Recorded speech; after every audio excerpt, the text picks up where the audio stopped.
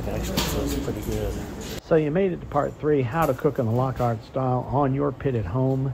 I am Pitmaster T. Thank you for tuning into my channel. That building you just saw was 123 years old, and those are the traditions that started Texas barbecue. It's good. Yes. Daddy teach you how to eat, huh? So in this video, I'm going to teach you why it's so important that if you're starting out as a pitmaster or revisiting your roots, you need to start with a Lockhart style. I put the good stuff up front. You can go to the end and hear my long diatribe about how we did this. But basically, it's a 50-50 mix of kosher salt and black pepper. So the grains are similar.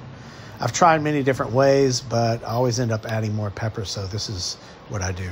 All I'm doing is I'm trimming off the brisket. And for those of you who've been tuning in since 2007, that's right, trimming it into a P. Remember the P? Pop Daddy. And so I sprinkle the stuff on. This is just salt and pepper on this particular rib on the front and the back. And so that's it.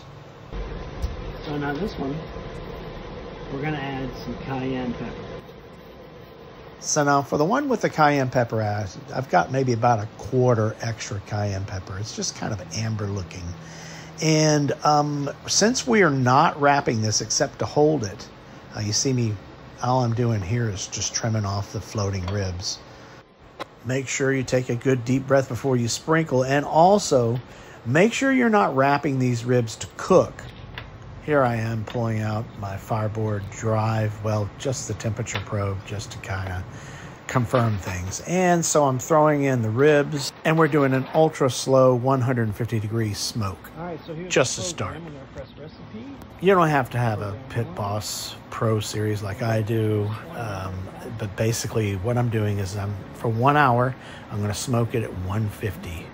I figured out that I needed to increase and add another hour for smokiness at 200, and then I bumped it up to over 300 degrees. And I cook it there until I get an internal temperature of around 200, or they probe well.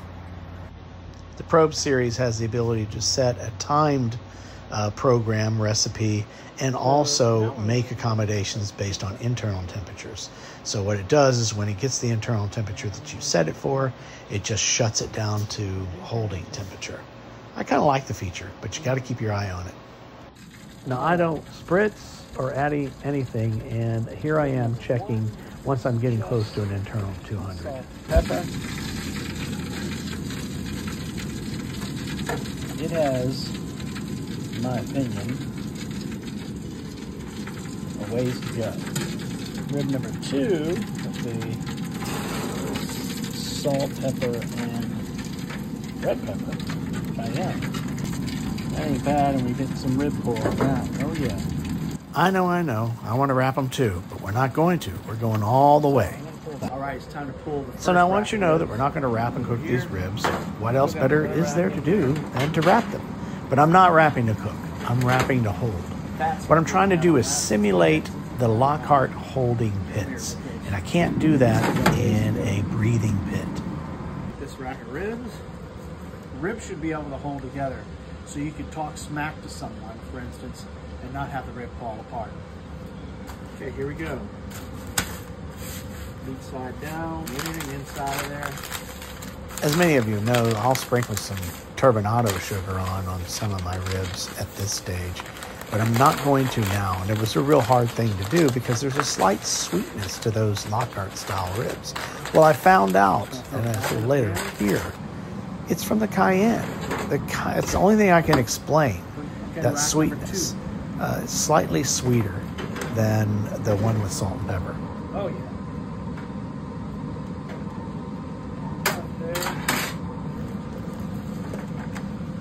That.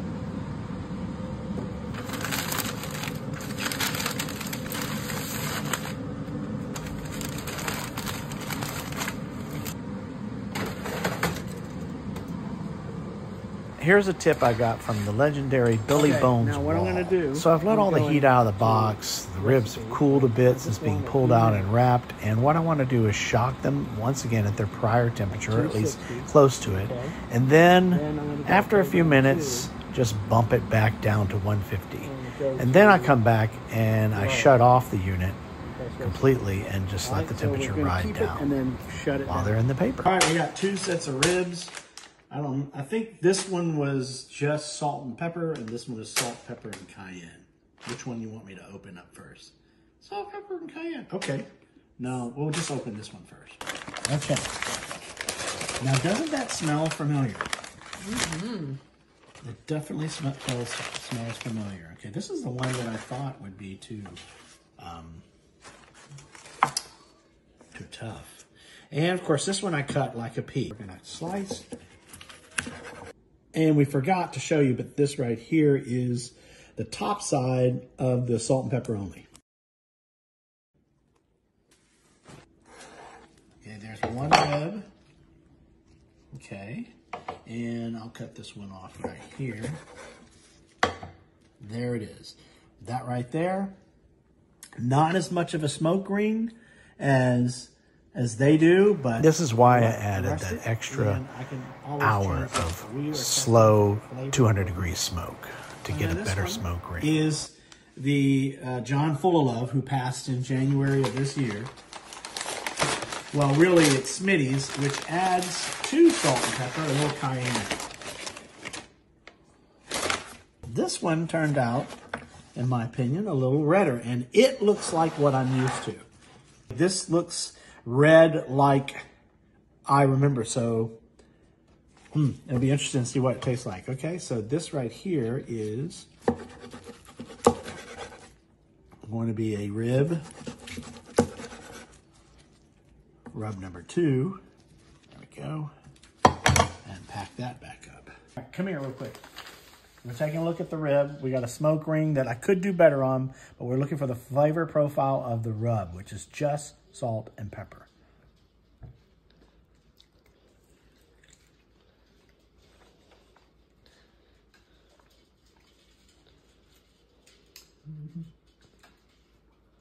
That's pretty damn good.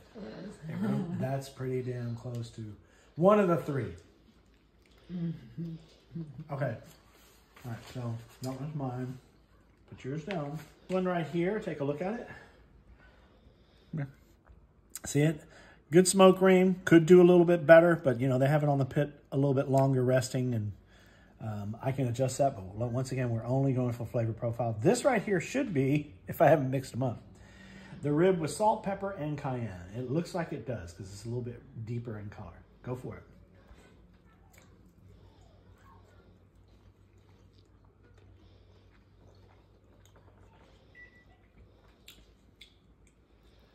There's no heat, is there? It disappears. Mm-hmm. But the sweetness is there. So the sweetness must come from the cayenne. Oh, there it goes. Wow. No wrapping except to hold.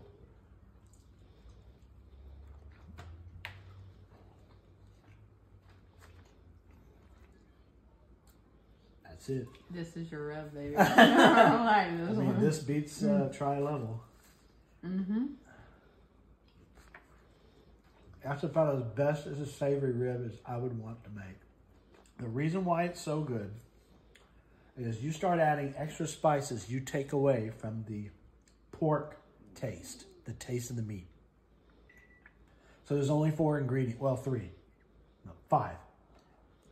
Salt, pepper, cayenne pepper, smoke. That's 4. There's only 4 things. And a rib. Oh yeah, pork, yeah. So there's 5 things.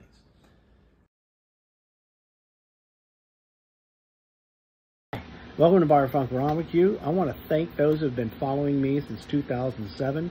I am a barbecue video content pioneer. I've been doing it since 2007. And let's face it, video changed the industry. The ability to be able to see something from a guy in Texas, or a guy in Texas living in Connecticut, in my case, and see the results and try it yourself, really changed the world of barbecue. Now, lots of people are masters of it. But thank you for those who have been following me since 2007. One of the hardest things to do when you want to duplicate the Lockhart style is to not put an extra item in there. Salt and pepper is generally all they use, and it's very, very tough to just do salt and pepper. I would always add something or 2 or 3 things. What broke me was I did one rib, and you can see it in the past videos. I did one rib with absolutely nothing on it. It tasted like nothing was on it. However, it's amazing how much flavor is in a rib when you smoke it with nothing on it. And by the way, they're full racks. One of them is shaped like a pea, like I used 2 years ago, for those of you who've been fans of mine since 2007.